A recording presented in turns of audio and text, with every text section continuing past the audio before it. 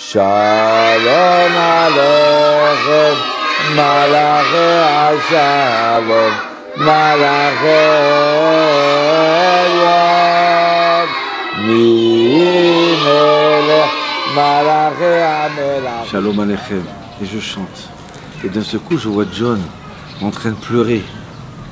John, mon invité, pourquoi tu pleures? Mais qu'est-ce qui se passe? Rav, je pleure de joie. Je suis ému. J'ai jamais ressenti ça Shabbat. Aïe, aïe, aïe. J'ai vu ça peut-être un peu dans les films avec les platanes, sur le bord de mer. Mais même ça, c'est pas assez. Là, je te vois comme un roi. Ta femme comme une reine, tes enfants comme des princes. Quelle table, quelle ambiance, quelle sainteté. Ouais. Et je sens un moment paisible dans mon cœur. Je suis tranquille, je suis reposé. D'un seul coup, on dirait que j'ai des sens qui ressentent les odeurs. On a le goût à la vie chez toi. Je dis non, c'est pas moi, c'est le goût du Shabbat. Tu sais ce que c'est le goût du Shabbat? Le goût est complètement différent. Nos sages, ils nous disent, ah, mais il y a quelqu'un qui a... Je ne ressens pas. Tu sais pourquoi tu ne ressens pas? Parce que tu ne te prépares pas au Shabbat. Parce que tu n'en rêves pas du Shabbat. Nos sages ils nous disent qu'on doit garder les meilleurs aliments, les meilleurs mets pour le Shabbat. Nos habits les plus beaux pour Shabbat. Même les chaussettes les plus belles pour Shabbat. Même ne pas manger beaucoup le vendredi pour avoir faim le soir. Et surtout, rentrer avec le sourire. Et souhaiter Shabbat Shalom, démarrer. L'Echad Odi, l'Ikrat Kala. Voilà. Quand on va vers la Kala du Shabbat, quand tu t'aperçois que Shabbat c'est la Kala, c'est ta fiancée. On a tous à nous, une petite fiancée à nous, qui s'appelle Shabbat. Et notre femme, on lui chantait Shetraïm, la femme vertueuse. La femme extraordinaire. Oui. Alors il y en a qui me disent, Rav, tu sais, j'ai tel problème, j'ai telle maladie, j'ai pas de parnassa, j'ai pas ça. Nos sages ils nous disent, le Shabbat, c'est le mécor de la bracha. Il y en a qui travaillent 6 jours, 7 jours de la semaine. Mais c'est pas la bracha. Ils travaillent jour et nuit et ils s'en sortent pas. Et même s'ils gagnent de l'argent au dernier moment, la femme elle rêve d'aller au fin fond du monde et jeter l'argent là-bas, où la machine se casse. Nos sages ils disent, le Shabbat, c'est le mécor de la bracha, c'est la base de la bénédiction.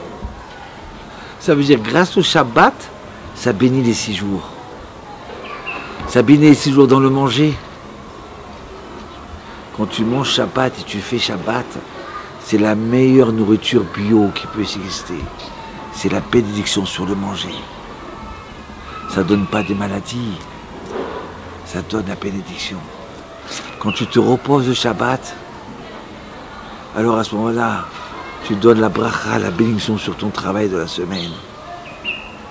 Et oui, les Juifs, ils font tout à l'envers.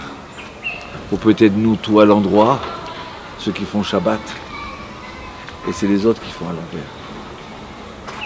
Oui, parce que nous, on est le peuple d'Hachem, le peuple de Dieu. Alors, on se repose Shabbat, et c'est ça qui va donner la bracha, qui va bénir, éclaircir toute la semaine. Pourquoi tu es triste? Mais est-ce que tu es joyeuse pour Shabbat? Est-ce que tu kiffes ton Shabbat? Est-ce que tu gardes les meilleurs moments pour Shabbat? Ou c'est le moment pour t'énerver? Alors à ce moment-là, ça resplendit. Tu as tout gagné. Mieux que ça encore. Vous savez, j'ai un ami à moi. Il avait de l'argent des orphelins. Il l'a caché dans un tuyau. Et un jour, il demande à son chamache, va chercher l'argent dans le tuyau. Il va. Il dit, j'ai pas trouvé. Il n'y a que du chiffon. Il dit oui, tu n'as pas compris. Au début, c'est du chiffon. Mais au milieu du tuyau, tu vas trouver l'argent. Alors comme ça, le Shabbat aussi, pareil. Quand tu te prépares, quand tu te fatigues, quand tu te sues le vendredi, allez, quand tu le recherches, le Shabbat, quand tu gardes les délicatesses, alors à ce moment-là, tu arrives à trouver le goût du Shabbat. Le Shabbat, c'est comme une princesse. Elle se cache. Il faut doucement, doucement s'approcher, l'embellir, et à ce moment-là, on va goûter le vrai goût du Shabbat, le vrai bonheur du Shabbat. À un tel point que quoi? Que même les anges y descendent vendredi soir pour nous bénir le jour du Shabbat. Même toute la nature entière, elle est là. Elle nous bénit pour le Shabbat. Le monde entier, l'univers. C'est pas extraordinaire ça? Quand on chante Shalom Aleichem, ça veut dire quoi? Bonjour à vous, paix à vous. Malaché Hacharet ou Malaché Shalom. Les anges de service, les anges de Shalom. On dit bonjour aux anges. Oui. On peut parler avec les anges? Oui. Oui. Ils viennent nous bénir.